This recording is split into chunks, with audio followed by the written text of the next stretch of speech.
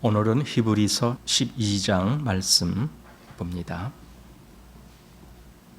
히브리서 12장 1절로 해서 3절 말씀까지 보겠습니다. 히브리서 12장 1절로 해서 3절 말씀입니다. 이 말씀 함께 읽겠습니다. 이러므로 우리에게 구름같이 둘러싼 허다한 증인들이 있으니 모든 무거운 것과 얽매이기 쉬운 죄를 벗어버리고 인내로서 우리 앞에 당한 경주를 경주하며 믿음의 주요 또 온전케 하시는 이인 예수를 바라보자. 저는 그 앞에 있는 즐거움을 위하여 십자가를 참으사 부끄러움을 개의치 아니하시더니 하나님 보좌 우편에 앉으셨느니라. 너희가 피곤하여 낙심치 않기 위하여 죄인들이 이같이 자기에게 거역한 일을 참으신 자를 생각하라. 아멘. 이제 12장 말씀을 보게 됩니다. 12장으로 나눠졌지만 그 앞에 시작이 이러므로 이렇게 시작을 합니다. 그것은 앞에 있는 말씀을 근거로 해서 어떤 결론적인 말씀을 해주겠다라는 의도가 되겠죠. 그래서 이러므로라고 시작을 합니다. 이 히브리서 12장은 믿음에 관한 권면이 나오고 그런가 하면 불신에 대한 경고도 같이 나오고 있습니다. 그렇지만 우리가 이 12장을 크게 두 부분으로 나누어 본다라면은 먼저 1절에서 17절까지의 말씀을 보게 되는데 바로 여기가 믿음의 경주자들에게 주는 권면이다라고 보게 됩니다. 그 다음 18절로 해서 29절의 말씀까지 여기는 믿음의 경주자들에게 주어지는 축복이라고 저는 보게 됩니다. 그것이 히브리서 12장에서 주어지는 말씀이다라고 생각됩니다. 그래서 여기 이제 주제 말씀을 보면은 그 1절에 있는 말씀인데 1절 마지막 부분에 보면은 인내로서 우리 앞에 당한 경주를 경주하며 이런 말씀이 있습니다. 그러니까 한마디로 인내로서 경주하라 이 말씀입니다. 믿음의 사람들에게 인내로서 경주하라라는 아주 강한 권면을 해주고 있습니다. 믿음은 그냥 가만히 있는다고 믿음이 이루어지는 것이 아닙니다. 믿음의 삶이라는 것은 그냥 내 마음속에 생각만 하고 주님이 알아서 다 하실 거야 이렇게 한다라고 되지가 않습니다. 사실은 많은 사람들이 그런 잘못된 성경 해석을 하기 때문에 그저 주님이 다 알아서 하셔 나는 그냥 가만히만 있어도 돼 이렇게 말하기도 합니다. 그런데 성경은 우리에게 분명히 경주하라라고 되어 있습니다. 여러분 경주는요 아주 치열한 거예요. 운동 경기를 여러분들 보셨을 겁니다. 그 중에서 이 경주 즉 달리기가 가장 신나는 그러면서도 온갖 힘을 집중하는 그런 경기인 것 같아요. 그래서 예를 들어 100m 달리기 무슨 올림픽이나 이런 경기를 하는 거 보면은요 뭐 올림픽까지 아니더라도 우리나라 국내에서 벌어지는 일 무슨 전국체전 뭐 이런 거 할 때 그런 때 이제 달리기 보는 겁니다. 그럼 이제 예선을 거쳐서 그래도 쟁쟁한 선수들이 그 결선에 진출합니다. 그러면은 결선 한 8명이 쫙 이렇게 이제 그 출발선에 이렇게 탁 엎드리고 이렇게 준비 자세를 하고 있습니다. 그러면은 뭐라고 처음에 뭐라 그래요? 뭐 준비 그럽니까? 그다음에 땅 그럽니까? 그러면은요 정말 0.001초라도 내가 뒤지지 않으려고요 그 선수들이 얼마나 있는 힘을 다해서 달려가는지 몰라요. 그걸 보면은 옆에서 보는 사람도 막 힘이 주먹을 굳게 쥐고 막 힘을 쓰게 되는 그런 모습이 보이는 것 같아요. 그만큼 이 경주라는 것은 온 힘을 거기다 쏟아놓는 거예요. 그런데요 믿음이 그렇다는 거예요. 여러분 우리가 믿음에 정말 힘을 쏟습니까? 이 생각을 오늘 해봐야 되겠습니다. 우리는 정말 믿음에다가 나의 온 힘을 집중해서 쏟아놓고 달리는가? 사도 바울이 종종 이 신앙에 대해서 그가 경주의 비유를 한 대목들이 많이 나와요.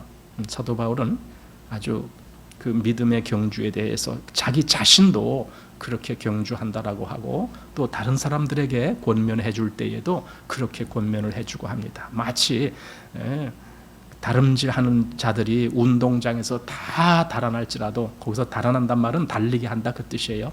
그럴지라도 상 얻는 자는 오직 하나뿐인 줄을 너희가 알지 못하느냐? 그러므로 너희도 이같이 다름질하라. 이렇게. 그리고 다름질할 때는 그 모든 뭡니까 거추장스러운 거는 다 버리고 달려야 되잖아요. 몸에다 뭘 치렁치렁 매달고 달릴 수가 없잖아요. 달리기 하는 선수들 보세요. 아주 최대로 간편하고 아주 그 자유로운 그런 옷을 입고 달리기를 하는 거죠. 무슨 뭐 달리기를 하는데 무슨 뭐 코트 같은 거 입고 나와서 달리는 사람 봤습니까? 그런 사람은 없어요. 그런 사람은 이미 자격이 상실된 거라고 저는 생각해요. 왜냐하면 달릴 마음이 없는 거니까. 사람이 달리려면은요, 그 달리기에 아주 가장 적합한 옷을 입어야 되고, 그리고 신을 신어야 되는 거예요. 그래야 달리죠. 아무데도 이렇게 지장을 받지 않고 달릴 수 있게. 그런데요, 오늘 성경을 보니까 이 믿음의 경주가 꼭 그런 것 같아요. 믿음이 여기 한번 1절 보십시오. 이러므로 우리에게 구름같이 둘러싼 허다한 증인들이 있으니 모든 무거운 것과 얽매이기 쉬운 죄를 벗어버리고 인내로서 우리 앞에 당한 경주를 경주하며. 믿음의 사람들 앞에는 경주해야 될 경주가 있습니다. 그것이 있습니다. 그리고 그것은 우리로 하여금 전심을 다해서, 온 힘을 다해서 그 길을 가도록 하고 있습니다. 그리고 여기 특별히 무거운 것과 얽매이기 쉬운 죄를 벗어버리고 이렇게 되어 있습니다. 뭔가를 벗어버려야 돼요. 벗어버릴 것을 벗어버려야 돼요. 그렇지 않으면 달릴 수가 없어요. 이 죄의 짐 이런 것들은요, 아주 무거운 짐이잖아요. 그런 것들이 우리에게 그냥 남아 있으면은요, 우리가 달릴 수가 없어요. 그냥 어떤 무슨 신화집 같은데 보면은 징벌로 다리에다가 쇠사슬이 이렇게 연결되어 갖고 큰 그 쇠덩어리가 거기 끝에 매여져 있는 그런 어떤 그림 같은 거를 저도 본 기억이 어디서 나요. 그럼 그 사람이 어떻게 달리기를 하겠습니까? 제자리에서 다른 데로 가지도 못할 텐데. 그러니까 달리는 사람은요, 모든 얽매일 만한 모든 것을 다 벗어버려야 돼요. 이건 다시 말하면은요, 믿음의 거추장스러운 것, 믿음에 방해되는 것, 그런 것들을 다 떨쳐버리고 그리고 달려가야 된다는 소리입니다. 그래서 믿음의 사람은요, 이것저것 여기저기 다 살펴보고 달릴 수가 없어요. 달리기를 해야 되는데 달릴 사람은요, 앞을 똑바로 봐야 되고 저 목적지를 똑바로 봐야 되고 그리고 달리는 거예요. 그런데 조금 가려고 보는데 옆에 저기 아는 사람이 있네. 그렇다고 가서 악수하고 그리고 갑니까? 옆에 이쪽에 아주 아름다운 꽃이 있네요. 그럼 가서 꽃 구경하다가 또 갑니까? 달리기 하는 사람은 그런 거 하지 않아요. 앞만 보고 달려요. 앞만 보고. 이게 달리는 사람의 아주 자세라고 하는 건데, 오늘 여기 보니까 꼭 그런 것들을 말씀해 주는 것 같아요. 그래서 우리는 인내로서 달려가야 되는 거예요. 달려가는 거예요. 여기 인내라는 말이 있으면 특별히 뭔가를 참아내야 된다는 거예요. 때로는 달리기 싫을 때가 있거든요. 성경에 이 인내라는 말씀을 많이 해주는 이유가 그거 같아요. 우리가 신앙생활의 길을 걷다가 그걸 달려가다가 어떤 때는요, 지칠 때도 있거든요. 좀 힘들 때도 있거든요. 나 이제 그늘에서 좀 쉬고 싶어, 이럴 때도 있거든요. 내가 그래도 이만큼 했으니까, 내가 다른 사람보다는 그래도 내가 꽤 신앙생활 잘했잖아, 뭐 이러면서 이제 내가 조금 쉬었다 가도 될 것 같아, 막 이런 마음이 생길 것 같아요. 이 인내라는 것은요, 모든 내 달리는 것을 저해하는, 또 내 달려가는 것에 아주 큰 어떤 압박으로 다가오는 그 모든 것에 대해서도 굴하지 아니하는 거예요. 거기서 내가 쉬지 아니하는 거예요. 끝까지 달려가는 거예요. 이것이 인내입니다. 그래서 이 인내로서 경주한다라는 거예요. 우리 이 10장 끝부분에 이렇게 말씀이 되어 있습니다. 사실 이 히브리서는요, 10장, 11장, 12장을 이렇게 한꺼번에 보면은 참 유익한 것 같다라는 생각이 들어요. 10장 끝부분에 이렇게 되어 있어요. 우리는 뒤로 물러가 침륜에 빠질 자가 아니요 오직 영혼을 구원함에 이르는 믿음을 가진 자니라.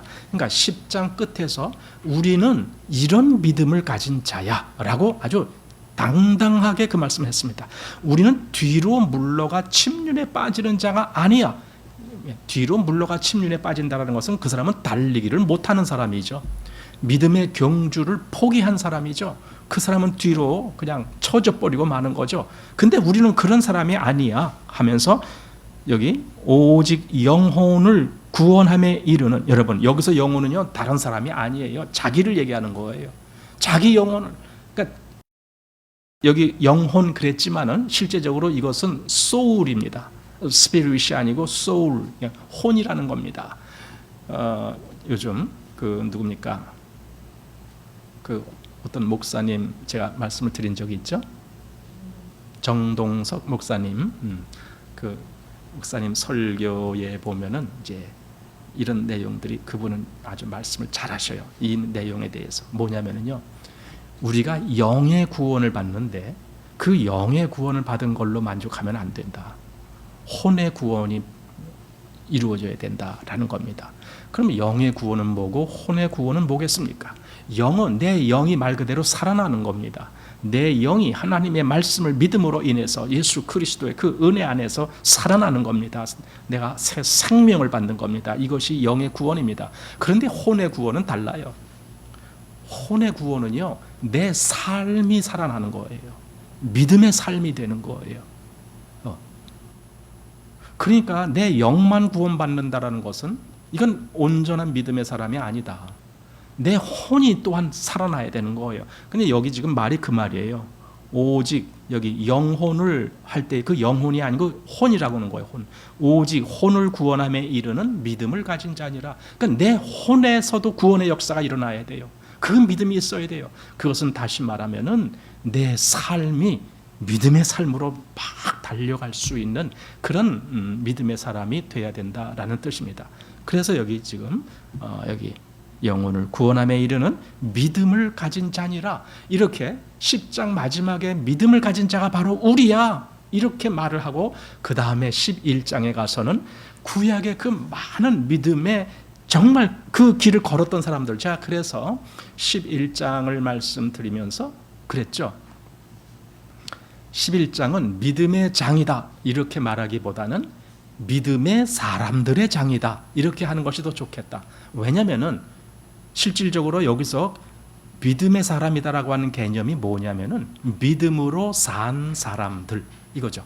믿음으로 산 사람들, 그냥 믿었어 하는 사람들이 아니고 믿음으로 실제로 생활이 된 사람들, 믿음으로 인해서 그들의 생활이 완전히 바뀐 사람들, 그들이 여기 지금 11장에 기록된 거예요.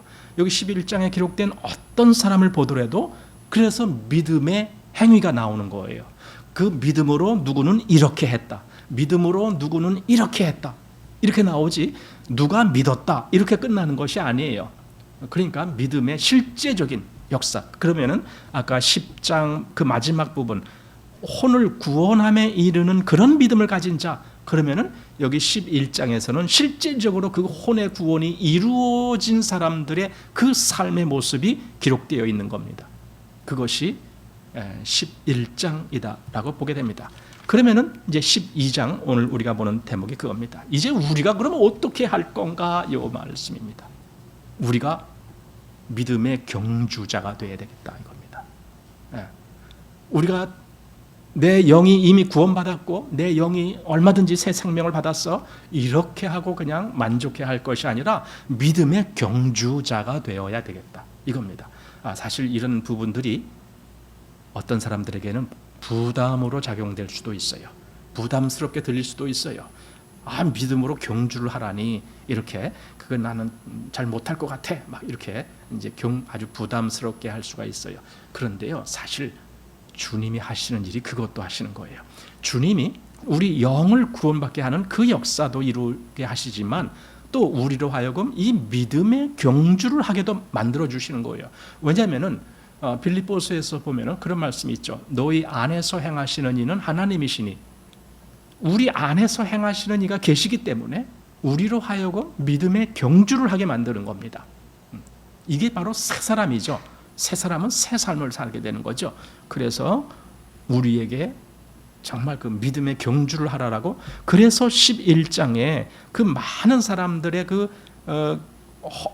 여기 12장의 말씀을 빌린다라면은 구름같이 둘러싼 허다한 증인들, 이렇게 되어 있습니다. 그러니까 11장에 그 많은 사람들이 있잖아요. 그들의 이름들이 있고 어떤 이름도 기록 안 되고 그냥 어떤 사람 이렇게 하는 것도 있고 그렇습니다. 히브리서는 처음부터 이 믿음에 대해서 말씀해 주고 있는데, 처음에는요, 우리가 무엇을 믿을 것인가, 이것을 말씀해 주는 거예요. 우리가 무엇을 믿을 것인가, 그냥 율법에 기록된 그런 것을 믿을 것인가, 그게 아니라 새로운 하나님의 새로운 길, 우리로 하여금 하나님께로 가는 새롭고 산 길이신 예수 그리스도를 믿으라. 이게 지금 앞부분에서 여지껏 쭉 하신 말씀이에요. 그리고 이제 믿음의 사람이 어떠냐라는 부분을 보여준 것이 지금 10장, 11장, 그리고 12장 계속 나가는 거예요. 믿음의 사람, 바로 우리가 그 길을 걸어야 되겠다라는 겁니다. 그래서 여기 우리에게 구름같이 둘러싼 허다한 증인들이 있으니, 증인이란 말은 사실을 사실대로 확증하는 사람을 증인이라고 합니다. 증인은 거짓말하는 사람이 증인이 아닙니다. 증인은 실제적인 사실을 그대로 증거하는 사람이 증인입니다. 그러면 이 앞에 11장에 기록된 사람들이 무엇을 증거했습니까? 믿음의 사람이 어떤 사람이냐라는 걸, 그걸 증거했습니다. 믿음의 사람은 이런 거야, 믿음의 사람은 이런 거야. 물론 그들이 믿음의 삶을 살 때에 그렇게 증거하려고 산 건 아니에요. 그냥 그들은 자기들의 그 믿음을 따라서 그냥 그렇게 살았을 뿐이에요. 그런데 그것이 우리에게는 증거가 되는 거고, 그들은 우리에게 증인이 되는 거예요. 우리를 둘러싼 허다한 증인들이 있어요. 제가 어느 책을 보니까 이 앞에서 믿음의 경주를 한 사람들은 자기 경주를 다 끝낸 사람들이에요. 그들이 지금 어디에 있을 거예요? 어디에 있을 거예요? 그럼 그들이 지금 뭐 하고 있을까? 자기들이 경주한 경주의 그 바통, 그걸 물려받아 갖고 그 뒤에서 또 달려가는 그 자기 후배들의 그 경주자들을 위해서 막 응원하고 있지 않을까? 그러니까 여기서는 지금 우리에게 구름같이 둘러싼 허다한 증인들이 있으니, 이것은 우리 기준에서 말할 때 이렇게 말하는 거예요. 그러나 이미 우리 앞에서 경주한 그들의 기준에서 본다라면 그들은 자기 뒤에 있는 그 후배 경주자들을 향해서 증인을 하고 있다, 이거야. 증거를 하고 있다, 그 말은 응원하고 있다, 그거예요. 이렇게 해야 되는 거야, 믿음의 사람은 이렇게 해야 되는 거야 하고 그걸 우리에게 보여주고 있다, 그런 의미로 해석이 되는 거예요. 그래서 그들은 응원자가 되는 거예요. 왜냐하면 아직 여기 아까 11장 마지막에 뭐라고 했느냐면요, 40절 중간에 우리가 아니면 저희로 온전함을 이루지 못하게 하려 하심이니라, 이 말씀이 있잖아요. 그러니까 그 먼저 경주를 한 사람들도, 야, 저 우리 후배들이 달리는데 저들이 아니면은 우리가 달린 이것이 의미가 없어지잖아. 그러니까 저들도 끝까지 잘 달려야 돼 하면서 막 응원을 할 거라는 거죠. 우리가 아니면 저들도 온전함을 이루지 못하니까. 그래서 응원을 하는 거예요. 그래서 우리에게는 구름같이 둘러싼 허다한 증인들이 있다. 그러면 우리는 그 증인들이 어떻게 달려가는지, 어떻게 믿음의 경주를 했는지를 그걸 본받고 그걸 통해서 배우고, 그리고 나도 그렇게 달려가야 되겠다, 이렇게 되는 거죠. 이게 믿음의 사람입니다. 그런데 그렇게 달리려면은 그 다음에 모든 무거운 것과 얽매이기 쉬운 죄를 벗어버려야 된다라는 겁니다. 벗어버려야 돼요. 얽매이기 쉬운 죄, 여러분, 죄는요, 신앙의 발목을 잡는 것이 죄입니다. 그럼 죄는 뭡니까? 한마디로 하나님을 거역하는 것이 죄입니다. 그러니까 하나님을 거역하는 모든 일이 다 나로 하여금 신앙의 길을 달려갈 수 없게 만드는 겁니다. 내 발에 꽉 채워져 있는 그 쇠사슬과 똑같은 겁니다. 무슨 달리기를 하겠습니까? 그걸 벗어버려야 됩니다. 그러니 우리가 죄 가운데 있으면 안 된다라는 거죠. 사도가 갈라디아서에서 갈라디아 성도들을 향해서 한 말씀 중에 그런 것이 있습니다. 갈라디아서 3장을 한번 보시겠습니다. 갈라디아서 3장 1절 말씀에 어리석도다 갈라디아 사람들아, 예수 그리스도께서 십자가에 못 박히신 것이 너희 눈앞에 밝히 보이거늘 누가 너희를 꾀더냐, 이거죠. 자, 앞에 예수 그리스도가 십자가에 못 박히신 것이 너무나 확실하게 보이고 있다는 거예요. 그런데 지금 이 갈라디아 사람들은 그 예수 그리스도를 아주 확실하게 바라보질 않고 다른 데를 또 바라보고 있는 거예요. 이게 바로 갈라디아 교회에 이르렀던 다른 예수, 다른 복음, 막 이런 걸 얘기하고 있잖아요. 말하자면 마음이 그런 대로 한눈 파는 거죠. 우리 한눈 판다, 그런 말 참 이때 어울리는 말 같아요. 그 전에 어른들이 그 아이들이 뭐 어디 심부름 시킬 때 너 저기 가게 가서 뭐 좀 사와라 할 때, 그때 너 한눈 팔지 말고 이런 말을 덧붙여요. 한눈 팔지 말고. 그 말은 어디 가다가 다른데 어디 뭐 구경거리 있다고 거기 기웃하면서 거기서 머무르거나 그러지 말고 그냥 꽃장 가서 물건 사갖고 꽃장 와라, 그거잖아요. 근데 사람들은 한눈 팔고 싶을 때가 많죠. 주변에 뭔가 마음을 끌 만한 것들이 있을 때. 여기 갈라디아 교회에도 그들의 그 온전히 그리스도를 바라보고 가야 될 그 신앙의 길인데 자꾸만 다른 이론, 다른 논리 뭐 이런 것들이 그들의 마음을 막 이렇게 끌어들이는 거예요. 그러니 한눈 팔게 되는 거예요.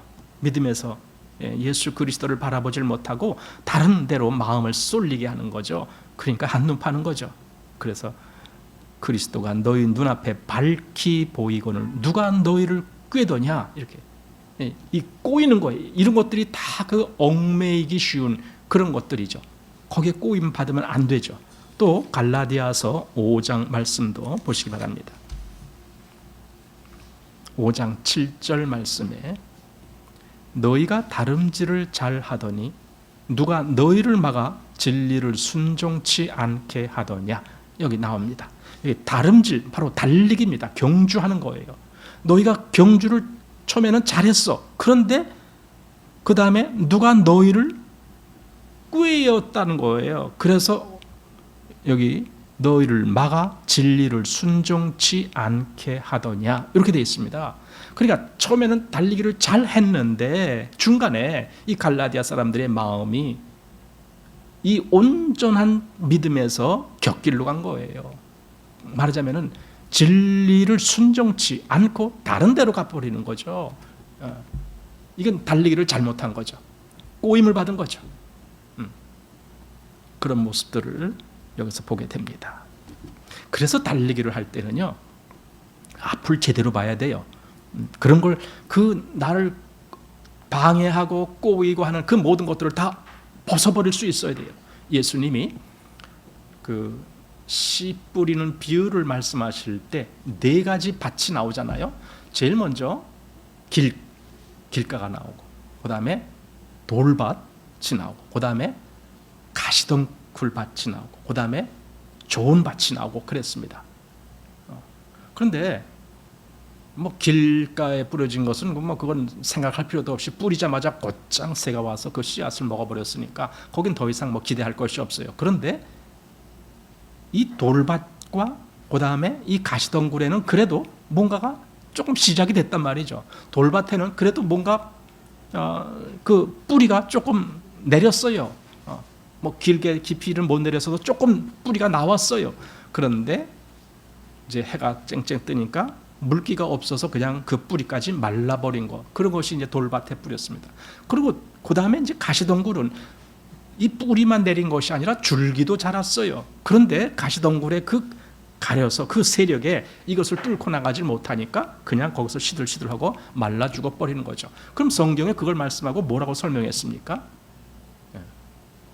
그 뭡니까? 세상 재리와 뭐 이런데, 그런데 마음이 빠져서, 또는 어떤 그 믿음의 길을 걸을 때에 오는 어떤 핍박, 뭐 이런 거, 그런 것들이 두려워서, 그래서 결국은 믿음의 길을 걷질 못하고 포기하는 거죠. 그것이 돌밭이고 그것이 가시덩굴이고 그런 거죠.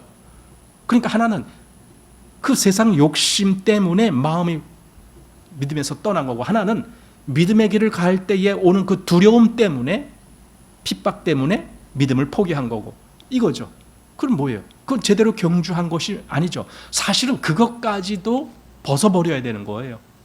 그것까지도 벗어야 되는 거예요. 그래야 온전히 달릴 수 있잖아요. 그래야 이제 네 번째 있는 좋은 밭이 되는 거잖아요. 거기는 줄기가 자라는 것이 아니라 거기서 꽃도 피고 열매까지 맺어지는 거잖아요. 그래야 되거든요. 그러니까 이게 믿음의 경주라는 것이 참, 이게 얼마나 중요한 건가라는 생각을 하게 되는 겁니다. 반드시 여기 무서운 것과 얽매이기 쉬운 죄를 벗어버리고 이렇게 하고, 그 다음에 뭐가 필요한가? 인내가 필요한 겁니다. 인내로서 우리 앞에 당한 경주를 경주하며, 인내, 참고 나가는 거거든요. 참는 거예요. 정말 그것이 필요합니다. 인내가 아니면은요, 신앙인들은 아무것도 얻을 수가 없어요. 여기 야고보서에 그 인내에 대해서 더 많은 말씀을 해주는데, 야고보서를 한번 보십시오. 5장입니다. 야고보서 5장 7절 말씀부터 한 몇 절 보겠습니다. 야고보서 5장 7절. 그러므로 형제들아, 주의 강림하시기까지 길이 참으라. 참으라는 거예요. 사실 야고보서의 주제 중에 하나가 이겁니다. 참으라는 거예요. 인내, 그죠? 길이 참으라. 보라, 농부가 땅에서 나는 귀한 열매를 바라고 길이 참아 이른 비와 늦은 비를 기다리라니. 저도 이제 그 농촌에서 자랐기 때문에 이 농부의 마음을 잘 알게 됩니다. 농부는요, 1년 농사를 짓는 거예요. 그때 그냥 빨리빨리 이렇게 결실이 오는 것이 아니라 1년을 기다리는 거예요. 그러니까 농부는요, 이제 내년 농사를 질 거면은 이 가을부터 그 씨앗을 잘 받아둬야 되는 거예요. 씨앗을 잘 보관했다가 겨울 지나면은 그 씨앗을 또 잘 소독을 하고 막 이래갖고 좋은 알갱이로, 그래서 그것을 이제 뭐 발화를 하게 하고, 그것을 이제 뭐 예를 들어 변에 모내는 거다 그런 그것을 논에다 못자리에다가 잘 이렇게 해서 자라게 하고, 그것을 나중에 이양해갖고 온돈에 옮겨 심고, 그리고는 계속 피사리도 해주고. 피사리가 뭔지 아십니까? 피사리, 그 돌피라는 거 있어요. 그 벼와 처음에는 비슷한데 얘가 조금 크고 아주 억센 풀이 있습니다. 그게 이제 돌피라는 겁니다. 걔가 나중에 이제 커다지면은 이 벼보다 걔가 더 힘이 많아요. 그러니까 이 벼가 제대로 자라질 못하게 하는 거예요. 그래서 걔를 다 뽑아줘야 되는 거죠. 이게 피사리인데 김매주고, 그다음에 요즘은 또 농약을 또 줘야 되잖아요. 벌레들도 많고 또 병충해도 있고 하니까 또 농약도 줘야 되고 막 이제 그런 걸 하고, 그리고는 나중에 가을 됐을 때, 또 요때 가을 돼서 지금쯤 이제 벼이삭이 이제 조금씩 연그러 가려고 할 텐데, 요때가 중요해요. 요때 뭐가 오느냐? 태풍이 오면은 벼가 다 쓰러져 버려요. 그러니 태풍 오면은 더 그거 밤새도록 잠을 못 자는 거예요. 벼 쓰러지지 않았을까 그냥 그러면서. 끙끙거리고 하면서 또 그걸 기다리면서 내일 아침 밝을 때 불이 나게 또 논에 가보는 거예요. 다행히 벼가 안 쓰러졌다. 그러면 이제 안도하는 거죠. 이제 그래서 이제 결국은 벼가 다 이렇게 연글면은 또 수확을 해갖고, 그리고는 나중에 저기 그 뭡니까 그 정미소 옛날에는 방앗간이라고 불렀어요. 정미소에까지 가서 거기서 이제 그 벼를 이제 쌀로 이렇게 다 찌으면은 그리면 끝나는 거예요. 그러면 그게 1년이에요. 그러니까 농부는요 1년 동안에 온갖 것을 다 견뎌내고 참아내고 해야 돼요. 조금 힘들다라고, 조금 바람 한번 분다라고 그리고 다 포기하면 안 돼요. 그 모든 것을 다 견뎌내고 참아내야 되는 거예요. 그게 인내거든요. 근데 여기 이제 야고보서가 바로 그 말씀을 해주는 거예요. 자, 다시 7절. 그러므로 형제들아 주의 강림하시기까지 길이 참으라. 보라, 농부가 땅에서 나는 귀한 열매를 바라보 길이 참아 이른 비와 늦은 비를 기다리나니 너희도 길이 참고 마음을 굳게 하라. 예. 주의 강림이 가까우니라. 형제들아 서로 원망하지 말라. 그리하여야 심판을 면하리라. 보라 심판자가 문 밖에 서 계시니라. 그러면은 이게 뭡니까? 심판자 언제든지 심판할 수 있게 아주 가까이서 기다리고 있다, 그 뜻이겠죠. 뭔가 잘못된 어떤 것이 있으면은 금방 어떤 심판이 올 수도 있다, 지금 그 뜻이겠죠. 그래서 서 계시니라. 형제들아 주의 이름으로 말한 선지자들로 고난과 오래 참음의 본을 삼으라. 그러니까 히브리서에서는 11장에서 많은 그 믿음의 그 선진들이 그들이 바로 인내로 그 길을 걸었던 사람들의 본이라면은 여기 야고보는 또 다른 사람의 예를 드는데 그게 욥입니다. 그래서 11절에 보라 인내하는 자를 우리가 복되다 하나니 너희가 욥의 인내를 들었고 주께서 주신 결말을 보았거니와 주는 가장 자비하고 긍휼히 여기시는 자신이라 하면서 욥이 정말 인내로 그 결과를 얻었다라는 말씀을 해줍니다. 사실 욥의 인내에 대해서도 우리가 할 말이 좀 많아요. 왜냐하면은 욥을 그냥 1장, 2장 욥기에 나오는 그 1장, 2장의 말씀 그것만 가지고 욥의 인내를 말하기는 너무 곤란해요. 사실 거기는요 너무 간단해요. 욥기 1장, 2장은. 그런데 욥이 정말 얼마나 인내를 했는지는 그 이후부터 나와요. 3장 이후부터 해서 계속 세 친구들과의 대화라든가 그 다음에 엘리후가 와서 해주는 권면이라든가 또는 그 다음에 하나님의 음성이 직접 들릴 때라든가 이런 모든 과정을 통했을 때 그때 욥의 마음이 정말 인내로 그 하나님의 결과를 기다렸다라는 거예요. 거기서 인내가 나와요. 단지 앞에 2장에서 욥이 하나님을 입으로 저주하지 않았다, 그것이 인내라고 보기에는 너무 그거는 좀 빈약해요. 그런데 사람들은 그걸 보고 주로 인내라고 얘기를 하죠. 그러나 그렇지 않습니다. 자, 다시 오늘 본문 봅니다. 그래서 인내로서 우리 앞에 당한 경주를 경주하며, 자, 그 다음 2절 믿음의 주요 또 온전케 하시는 이인 예수를 바라보자.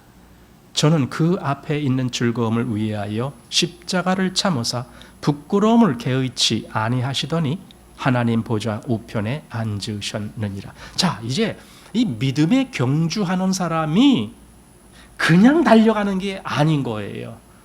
경주자는요 그 표대가 있어야 되고 그 목적지가 있어야 돼요. 그걸 아주 잘 알아야 돼요. 달리기 하는데 제가 그 유튜브에 아주 재미있는 어떤 영상이 있어서 제가 그걸 보고 아주 웃었는데, 초등학생 같아요. 초등학생 한 1학년 뭐 그 정도 되는 학생이 이제 말하자면 이 계주를 하는 거예요. 그러면은 운동장이 이렇게 둥그렇게 생겼으면은요 이제 이쪽에서 달리기 시작하는 거야. 그러면 이쪽 반 바퀴만 돌면은 또 이제 넘겨주는 거예요. 왜냐하면 이 초등학교 한 1, 2학년들은 올해 뭐 100m 달리기 곤란하니까 한 50m 달려가면은 이렇게 좀 주고 그러거든요. 그러면 여기서 이제 달리고 여기 한 몇 명 있고 여기 한 몇 명 있고 서 있어. 그러면 여기서 땅 하고 이제 몇 팀이 한 네 팀인가가 막 달려가더라고요. 그 여기서 이렇게 빙 돌아서 일로 와고 여기서 이제 다 인계를 해줘야 되잖아요. 그러면 인계를 해주면은 그 인계를 받아갖고 또 한 바퀴 돌아야 되잖아요. 근데 어떤 학생이 여기서 딱 인계를 받았는데 아주 쏜살같이 뛰어나가는데 일로 다시 뛰어나가는 거예요. 그런 거 혹시 보신지 여러분들, 제가 무슨 말씀 드리는지 아시겠습니까? 여기서 시작이 여기 있습니다. 여기서 막 이렇게 반 바퀴를 이렇게 돌아서 여기 와서 인계를 해줬어요. 바톤을 넘겨줬다는 거예요. 여기서 바톤을 탁 받아갖고는 이렇게 돌아야 되잖아요. 그런데 얘가 이렇게 돌더라고요. 그러니까 그 옆에 있던 그 이제 초등학생이니까 선생님들이 옆에서 이렇게 지도하는 선생님 막 뛰면서 막 부르는 거예요. 근데 얘가 안 들어. 그냥 그런 쏜살같이 아주 달리기도 잘해요. 그런데 그렇게 거꾸로 또 뛰더라고요. 그래서 아주 웃었는데, 여러분 분명한 목표를 모르면은 아무리 잘 달려도 실격이에요. 그건. 우리에게도 목표가 있어야 돼요. 표대가 있어야 돼요. 그러니까 표대라는 것은 그 목적지에 도착하기 위해서 중간중간에 이렇게 길을 표시해 둔 거예요. 그러니까 단지 100m 달리는 것이 아니라 마라톤처럼 한 40km를 달리는 거예요. 그럼 마라톤처럼 40km를 달릴 때에 선수가 그 어느 길로 어떻게 갈지 잘 모르잖아요. 그래서 군데군데 이렇게 표대를 정해놓는, 이정표를 정해놓는 거예요. 이렇게 이렇게 옆에다 이렇게 뭘 세워갖고 요 길로만 쏙 달릴 수 있게 그렇게 해놓고 그러는 겁니다. 우리에게도 신앙의 길에도 그것이 필요합니다. 그러면 우리에게 표대가 뭐냐라는 거예요. 유대인들이 출애굽해갖고 광야에 있을 때에 그들에게 일종의 어떤 그 신호를 주는 표대가 있었습니다. 그게 뭐냐면 구름 기둥하고 불 기둥입니다. 하나님이 그들에게 그 구름 기둥과 불 기둥을 보여주시면서 그 구름과 불 기둥이 높이 떠서 움직이면은 이스라엘이 따라가야 되는 거예요. 그 어느 곳에 가서 딱 멈춰버리면 거기다 진을 치는 거예요. 그래갖고 그들이 그 구름 기둥하고 불 기둥을 계속 따라서 출발도 하고 멈추기도 하고 계속 그러는 거. 이게 표대를 계속 바라보면서 어느 길로 갈지 자기들이 알지가 못하니까 표대가 정해주는 길로 가는 거예요. 근데 그들의 목적지는 어디였습니까? 가나안 땅이었잖아요. 가나안 가기 위해서 계속 그 표대인 구름 기둥과 불 기둥이 인도하는 대로 그렇게 갔던 것. 우리에게 시시때때로 우리의 길을 인도해주는 표대가 있는데 그게 그리스도이십니다. 예수 그리스도가 우리의 표대입니다. 그럼 우리의 목적지는 어디냐 했을 때에 이 뒤에 보면은 하늘에 있는 하나님의 도성이라는 말씀이 나옵니다. 여기 이 뒤에 한번 보시기 바랍니다. 22절 보면은 그러나 너희가 이른 곳은 시온산과 살아계신 하나님의 도성인 하늘의 예루살렘과, 여기죠. 우리가 거길 가는 거잖아요. 그래서 요한계시록에 보면은 그 하나님으로부터 내려오는 신부와 같이 내려오는 예루살렘, 새 예루살렘 그 얘기를 하고 있잖아요. 우리가 거기까지 가는 거예요. 이게 우리가 달려가는 목적지입니다. 그런데 그 길에 계속 우리와 같이 달리시면서 우리의 표대가 되어주시는 분이 예수 그리스도신 거예요. 그래서 우리는 계속 예수님을 바라봐야 되는 거예요. 올림픽 경기가 있을 때, 올림픽 경기가 끝나면은 또 다른 경기가 이어져서 나오는데 패럴림픽이라고 해갖고 그 장애인 올림픽이라는 뜻이죠. 패럴림픽입니다. 그런데 그 패럴림픽에서도요, 그 달리기라는 것이 있습니다. 그런데 달리기에 아주 우리 흥미를 끄는 그런 것이 있습니다. 뭐냐면은 달리는데 시각장애인입니다. 시각장애인이 달리기를 하는데 안 보이잖아요. 그럼 어디로 달려요? 달릴 수가 없잖아요. 그래서 시각장애인이 달리는데 그 옆에 그 인도자가 같이 달리는 거예요. 혹시 보셨는지 모르겠습니다. 인도자가 어떻게 하느냐? 종을 흔들어요. 그럼 인도자가 그 옆에서 같이 달리면서 종을 흔들면은 이 시각장애인은 지금 인도자가 여기 있으니까 난 여기서 이렇게 달리면 되는구나 하고 계속 달려가는 거예요. 근데 엄청 빨리 달려요. 그래서 목적지까지 가는 겁니다. 만약에 그 인도자가 없으면 이 시각장애인은 목적지에 갈 수가 없죠. 어떻게 갑니까? 못 가는 거죠. 우리에게 이렇게 우리의 목적지를 향해서 가는 길에 계속 우리를 인도하시고 이끌어 주시고 안내해 주시고 하는 분이 예수 그리스도십니다. 그러니 우리는요, 정신 차리고 예수 그리스도를 바라봐야 되는 거예요. 계속. 그것이 여기 나온 겁니다. 믿음의 주요 또 온전케 하시는 이인 예수를 바라보자. 믿음의 주란 말은요, 우리가 다 믿음의 사람들입니다. 지금 여기서 계속 아까 10장, 11장, 12장 계속 믿음의 사람을 이야기하는 겁니다. 믿음의 사람이 아니라면 이 말씀 볼 필요도 없어요. 그 사람들은 여기서 아무것도 얻을 수가 없어요. 믿음의 사람만이 이 말씀을 보면서 얻을 것이 있어요. 그런데 여기 믿음의 주요 그랬습니다. 그 믿음의 사람한테 되어지는 그 모든 믿음의 역사의 주인이 계신 거예요. 예수 그리스도가 믿음의 주이십니다. 그분이 믿음에 대해서 모든 것을 관할하시고 그분이 실제적으로 우리로 하여금 믿음의 사람이 되게 하신 것도 역시 그분의 역사입니다. 믿음의 주입니다. 그리고 또 하나 온전케 하시는 이. 예수님은 온전케 하시는 이. 믿음을 온전케 하시는 거죠. 믿음을 온전케 한다는 것은 우리의 경주를 온전케 한다는 거죠. 우리가 바른 믿음의 경주를 해서 그 올바른 목적지까지 도달할 수 있도록 그렇게 역사하시는 분이 예수 그리스도시죠. 그래서 그분이 바로 믿음의 주요 또 온전케 하시는 이, 이렇게 말씀을 하고 있습니다. 우리가 그분을 바라보는 겁니다. 믿음의 주요 또 온전케 하시는 이인 예수를 바라보자. 예, 바라보자. 이 바라봄을 놓치면은 안 돼요. 예.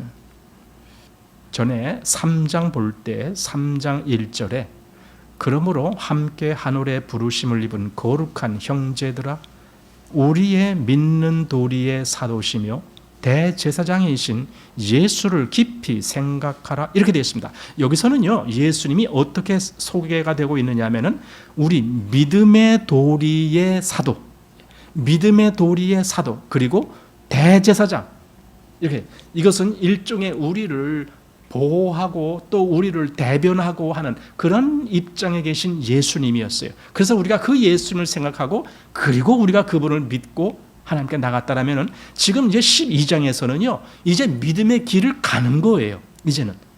그러니까 3장에서와 12장에서는 약간 뭔가 좀 위치가 달라요. 3장에서는 그 예수님이 바로 우리가 믿어야 될 분이다라는 사실을 말해준다라면은 12장에서는요, 그 예수가 우리가 정말 계속 바라보고 달려가야 될 목표다, 이겁니다. 달려가야 돼요, 우리는. 이것이 12장입니다. 그래서 믿음의 주여 또 온전케 하시는 이인 예수를 바라보자, 이렇게 됐습니다. 그리고 그 예수가 어떻게 됐는가? 저는 그 앞에 있는 즐거움을 위하여 십자가를 참으사 부끄러움을 개의치 아니하시더니 하나님 보좌 우편에 앉으셨느니라. 여기 십자가를 참으사, 이 참는단 말이 인내라는 말입니다. 예수님이 친히 그 믿음의 인내를 보여주신 거예요. 그럼 어떻게 보여주셨는데, 여기는 저는 그 앞에 있는 즐거움, 이게 뭔가 영광스러운 기쁨이 저 앞에 있어. 그런데 저 앞에 있지만은 거기 가려면은 여기 반드시 거쳐가야 될 것이 있어요. 그 거쳐가야 될 것이 뭔데? 그게 십자가예요. 예수님이 그 영광의 위치에 들어가기 전에 반드시 거쳐야 될 것이 십자가였습니다. 그래서 예수님은 그 십자가를 마다하지 아니하시고 그걸 그대로 받아들이시고 그걸 참으신 거예요. 그 십자가로 인하여 오는 그 모든 고통, 그 모든 불명예, 그 십자가가 예수님에게 주는 그 모든 그 부정적인 그런 면이 다 거기 가득한데 그걸 그대로 받아들이시는 거예요. 이걸 참으신 거예요, 한마디로. 예수님이 그렇게 했습니다. 그렇게 하신 결과 그 너머에 있는 그 즐거움, 즉 기쁨, 예, 주님이 영광 가운데 하나님의 보좌 우편에 가신 그 역사를 말씀해 주는 거죠. 예. 자, 그래서 저는 그 앞에 있는 즐거움을 위하여 십자가를 참으사 부끄러움을 개의치 아니하시더니, 십자가가 부끄럽게 여겨질 수도 있는 거 아닙니까? 수치스럽게 여겨질 수도 있는 거죠. 많은 사람들이 그 십자가에 달린 사람을 볼 때에 막 이렇게 흉보고 막 비판하고 비난하고 막 그러잖아요. 왜? 십자가의 자리가 저주받은 자리니까. 그래서 예수님이 그 십자가를 찾는다는 것이 그 모든 것을 다 참으셨다는 뜻이죠. 그래서 십자가를 참으사 부끄러움을 개의치 아니하시더니 하나님 보좌 우편에 앉으셨느니라. 여기가 바로 영광의 자리고 여기가 바로 그 즐거움이 있는 자리죠. 예수님이 그 하나님 보좌 우편에 앉으셨다는 것은 모든 하나님의 권세가 그에게 다 주어지는 거예요. 그 자리가 하나님 우편에 있는 자리거든요. 그래서 나중에 예수님이 이 땅을 이제 다시 심판하러 오시는 거예요. 그리고 자기 백성을 모으시러 오시는 거예요. 그 권세가 예수님에게 주어지는 겁니다. 그 하나님 보좌 우편에 앉으시면서 우리의 중보자가 또한 되셨습니다. 우리가 그것을 바라보는 겁니다. 믿음의 주를 바라본다라는 겁니다. 우리 로마서 14장의 말씀을 좀 보겠습니다. 로마서 14장 7절 말씀 보겠습니다. 로마서 4장 7절에서 9절까지 보겠습니다. 우리 중에 누구든지 자기를 위하여 사는 자가 없고 자기를 위하여 죽는 자가 없도다. 우리가 살아도 주를 위하여 살고 죽어도 주를 위하여 죽나니 그러므로 사나 죽으나 우리가 주의 것이로라. 이를 위하여 그리스도께서 죽었다가 다시 살으셨으니 곧 죽은 자와 산 자의 주가 되려 하심이니라. 그리스도가 여기 죽었다가 다시 살으신 이유는 죽은 자와 산 자의 주가 되려 하심이니라. 그래서 그분이 모든 것의 주가 되시기 때문에 우리의 믿음의 주가 또한 되신 거죠. 산 자와 죽은 자의 주가 되신 거죠. 또 8장에서 보겠습니다. 로마서 8장 26절 말씀 보십시오. 이와 같이 성령도 우리 연약함을 도우시나니 우리가 마땅히 빌바를 알지 못하나 오직 성령이 말할 수 없는 탄식으로 우리를 위하여 친히 간구하시느니라. 아까 히브리서에서는 그 십자가를 참으사 하나님 보좌 우편에 앉으셨다라고 말씀되어 있고 거기서 지금 하시는 일이 우리를 위하여 간구하시는 일을 하신다. 실제로 우리 안에 역사하시는 성령님도 우리를 위하여 간구하시는 것이고 하나님 보좌 우편에 계신 주님도 우리를 위하여 간구하시는 분이에요. 그러면은요, 실제로 우리의 보혜사가 하늘에도 있고 지금 여기도 우리 안에도 있어요. 같이 있어요. 동시에 있어요. 사실 그래야 돼요. 그래야 통하지. 우리 안에 있는 성령도 주님의 영이시고 하나님 우편에 계신 분도 주님이시니까 통하는 거죠. 우리 안에 어떤 역사가 있을 때 성령님의 간구가 즉각 예수님에게 연결이 돼야 되겠죠. 그래야 우리를 위해서 간구하시는 역사가 실제적으로 우리가 필요한 간구가 되겠죠. 연결이 돼야지. 우리가 여기서 아무리 마음에 뭔가가 있는데 그것이 주님께 상달이 되지 아니한다라면은 아무런 교통이 없는 거죠. 그러나 주님은 주님의 영의 움직임을 다 아주 예민하게 아실 것이니까, 그러니까 우리 안에서 간구하시는 주님의 모든 간구가 주님이 다 아시고 하나님 보좌 우편에 계신 그분이 간구하실 것이죠. 이것이 믿음의 주요 또 온전케 하시는 이 예수를 바라보아야 된다라고 하는 이유입니다. 자, 그 다음 보시기 바랍니다. 3절 말씀, 히브리서 12장 3절. 너희가 피곤하여 낙심치 않기 위하여 죄인들의 이같이 자기에게 거역한 일을 참으신 자를 생각하라. 여기 죄인들이 사실 하나님께 얼마나 많이 거역합니까? 우리 구약에 보면은요, 얼마나 이스라엘이 하나님께 거역했습니까? 그런데 하나님이 그들에게 징계도 내리시지만 그러나 사실은 끝까지 하나님이 참으시는 거예요. 그걸 보게 돼요. 그렇게 셀 수도 없을 정도로 하나님을 거역한 이스라엘을 하나님은 끝까지 참으셔서 결국은 가나안에 들어가게 하시는 거예요. 그들에게 때때로 필요한 징계를 내리시지만 그러나 그래도 하나님은 끝까지 참으셨다고요. 여기 예수님도 마찬가지예요. 예수님을 거스르는 자들에 대해서 예수님이 다 그걸 감수하시고 참으셨죠. 십자가에 달리실 때도 어떻게 하셨어요? 그 밑에서 얼마나 많은 사람들이 그를 향해서 조롱하고 침뱉고 욕을 하고 고개를 흔들고 하면서 얼마나 비난을 하고 그랬습니까? 근데 예수님은 아무 대꾸도 안 하시는 거예요. 그냥 하나님께 간구하시기를 아버지여 저들을 사하여 주옵소서. 자기들이 하는 일을 알지 못함입니다. 이렇게 그 모든 비난과 그 모든 모욕에도 불구하고 하나님께 간구하시는 예수님이 그렇게 하셨어요. 그러니까 여기 3절에 죄인들의 이같이 자기에게 거역한 일을 참으신 자를 생각하라. 그렇다라면 혹 나에게도 주님을 향해서 뭔가 잘못된 어떤 죄의 부분이 나올 때에도 주님이 물론 그것을 지적하실 것입니다. 그렇지만은 또 주님은 거기에도 은혜를 베푸실 것이고 그것을 또한 참아주실 것이다라는 생각을 하게 됩니다. 아니 자기를 십자가에 못 박은 그 사람들을 향해서도 주님이 참아주셨는데 주님이 우리를 못 참아주실까요? 그 십자가 밑에서 주님을 향해서 욕을 해댄 사람들도 주님이 참아주셨는데 왜 우리를 못 참아주시겠습니까? 주님은요 우리를 참아주십니다. 그래서 여기 우리가 하나님의 자녀라면 로마서 8장에 그 얘기가 있어요. 우리가 하나님의 자녀라면 하나님의 후사라는 거예요. 그럼 후사는 그럼 뭐냐? 갈라디아서에서 보면은 갈라디아서 3장 29절에 보면은 거기 후사는 유업을 잇는 것이 후사예요. 그 유업을 이을 자니라 이 말씀이 있어요. 그러니까 우리가 하나님의 자녀면 또한 하나님의 후사라. 그리고 우리가 바로 그 유업을 이을 자다.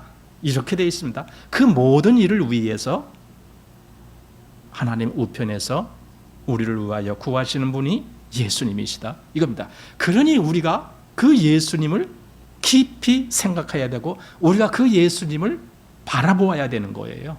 우리의 신앙에 있어서 표대가 예수님이신 거예요. 계속 예수님을 바라보고 나가야 되는 거예요. 그랬을 때에 우리에게 주어지는 그 기업이 실제가 되는 거죠. 이렇게 중보자이신 예수님을 바라봐야 되는 거예요. 왜냐하면 우리의 믿음은 뒤로 물러가는 믿음이 아니니까. 아까 여기 앞에서 그랬잖아요.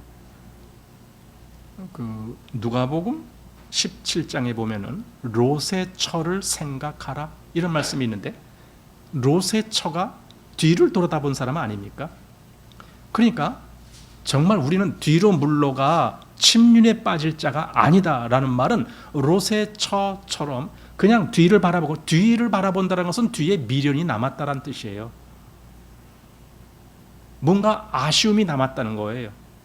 만약에 내가 세상을 떠나서 주님께 간 사람인데 내가 뒤를 돌아다본다는 것은 내가 세상을 다시 바라본다는 뜻도 되고 내가 과거에 즐기던 그 어떤 곳에서 떠나서 지금 주님께로 갔는데 내가 다시 그 과거의 즐거움으로 간다는 것은 뒤를 돌아다본다는 거거든요. 그게 바로 롯의 처의 입장이 되는 거죠. 그러면은 그 사람에게는 그냥 더 이상 미래가 없는 거죠. 왜? 소금 기둥이 되어버렸으니까. 여기 하늘의 그 기업 그런 것들을 생각할 수가 없겠죠.